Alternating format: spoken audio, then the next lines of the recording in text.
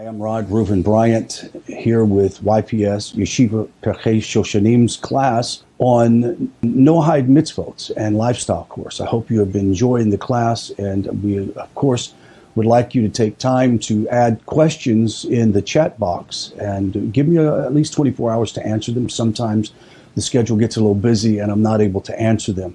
But thank you so far for the questions, observations that you have made. It really makes a difference. Also, we're notifying you to let you know that on Sunday night at 4 p.m., we're going to send an email out to you here just very soon. Every Sunday night, 4 p.m. Central Standard Time, we're going to have a Zoom schmooze session with other Noahides in the world so that we can talk and throw out ideas and ask questions and even do a little short studies together. So it's very important. This is the second installment of Noahide Identity, the Ger Toshav. Now, as we talk about this, there are a lot of opinions that go around the Noahide world about what's a Ger, what's not a Ger. And as we have analyzed in earlier or previous classes, there are many different types of Ger. And so it's sometimes can be confusing. And just as in the law of any country, there are nuances of the law that is very important for us to understand. And so as we go through and we enumerate the issues, for example, in this second installment of Noahide Identity, understand that this is about legal issues and not about personal and emotional issues. These are issues that stand today in Torah law versus the state of Israel and its laws. So we'll try to balance those two together. And I'm sure that after the class, there's going to be more questions. So please take time to answer those questions. The question today that we're going to address is, when does the Ger Toshav status apply?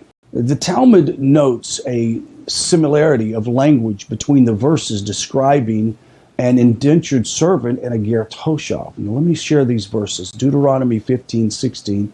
It says about an indentured servant, in the event that he says to you, I will not leave you because he loves your household and because it is benefit to him. That's one verse. The next one is Deuteronomy 32:17, the Ger Toshav. He shall dwell with you in your midst in whatever place he will choose from your cities because it is a benefit to him. Do you see the similarities between the two? This similarity of language called the Gazera Sheva in the system of Talmudic interpretation indicates that the two concepts share similarities. In this case, the law of the Ger Toshav is similar to the law of freeing an indentured servant. Now, it only applies when the Jubilee cycle is in full observance. Maimonides codifies this qualification as law and is accepted as such by all later authorities. Since full observance of the Jubilee year ceased around 600 BCE, no Ger Toshav has been accepted in Israel since that time. Of course, this means that acceptance of a Ger Toshav is not possible in our times. As Maimonides writes, even if a non-Jew comes and accepts upon himself entire Torah with the exception of but a minor detail, we still do not accept him, quote, as a Ger Toshav. And a Ger Toshav may be accepted in the time when the Jubilee year is in full observance. When the Jubilee year is not in full observance, we can only accept full converts. Now, a 20th century problem exists. Non-Jews who reside in the state of Israel. We know there are plenty of non-Jews. As a matter of fact, during this class, some of you are going to be thinking, wait, I thought idol worshipers were not supposed to be in the land of Israel. Why are they not kicked out? Hopefully we'll address this soon. What does it mean by we do not accept them? This is an extremely important question, and once that was in immediate relevance, as we saw above, idolaters are prohibited from residing in the state of Israel. However, this prohibition only applies when the Jews have rulership over Israel and the non-Jews therein. It appears that this criterion is based on political sovereignty and not on any redemptive qualifications, such as the end of exile or the rebuilding of the temple. Given the establishment of the state of Israel, the prohibition of non-Jewish residents must again be forced. However, we have no Jubilee observance and therefore not granted Ger Toshav status. If this is the case, then how can any non-Jew resident or reside in Israel? Must they be forcibly removed? That was the question I asked earlier. To answer this question, we must take a closer look at the identity of a Ger Toshav. Becoming a Ger Toshav has three broad effects on a non-Jew. Number one, he is granted permission to reside in the state of Israel. Number two, he becomes entitled to support from the Jewish community. And number three, he is treated differently from an idolater in regards with many laws. A basic reading of Maimonides' statement of the laws pertaining to a Ger Toshav implies that acceptance of the 7 Noahide laws before Beis Din is needed to convey all of the three effects. This, as according to Maimonides' interpretation, is closed and sealed, failing to explain what is meant by "we do not accept." Quote, "We do not accept Ger Toshav unless the Jubilee year is observed," nor what is to be done with the mitzvot of a Ger Toshav. Rather, these are the mitzvot that are not in effect when the Jubilee is not observed. Some of them create leniency for him, that is the non-Jew, and in some create stringency. When the Jubilee is not observed, the non-Jew may even reside within cities in Israel. This is a leniency. We have no obligation to support him. This is a stringency. According to the Ravad, the inability of the courts to accept the Ger Toshav in our times is only for the purpose of obligating the Jewish community to sustain a Ger Toshav. Do you notice the difference? The Ger Toshav is not mandated for the Jewish community to sustain a Ger Toshav according to the ancient laws. The reason why is we don't have a temple, we don't have a Sanhedrin, and there isn't a redemptive sovereign government over the state of Israel. It appears that even without accepting of the Noahide laws before Beis Din, a Gentile may nevertheless live in Israel, provided that he keeps the Noahide laws. This is also the understanding of Tosafot and Rashba and the Kesef Mishnah. The Kesef Mishnah explains, however, that a careful reading of Maimonides reveals that Maimonides would even agree with the Ravad. That acceptance before Beis Din is only needed for the sake of entitling the non-Jew to support. It is not needed to allow a non-Jew to live in the state of Israel, in Israel. Therefore, when the authorities conclude that we do not accept Ger Toshav in our time, it means that the Ger Toshav cannot bind the Jewish community to support and protect him in Israel. Does that make sense?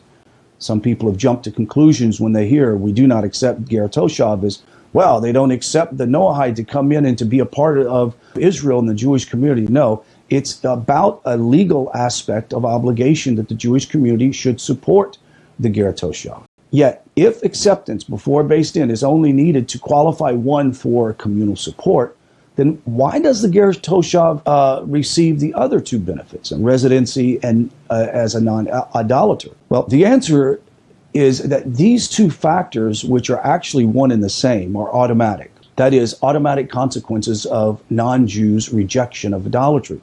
They're not a result of the acceptance of Noahide laws before Beis Din. Recall that the purpose of prohibiting non-Jews' residency in Israel was this, that they are not idolaters, and the idolaters shall not dwell in the land, lest they cause you to sin against me and worship other gods. If an idolatrous Gentile wishes to live in Israel, there is no danger of him corrupting the faith of the Jewish populace. Therefore, the prohibition against residency should not apply. But succinctly, every Ger Toshav may be a non-idolatrous resident, but every non-idolatrous resident is not necessarily a Ger Toshav. Does that make sense?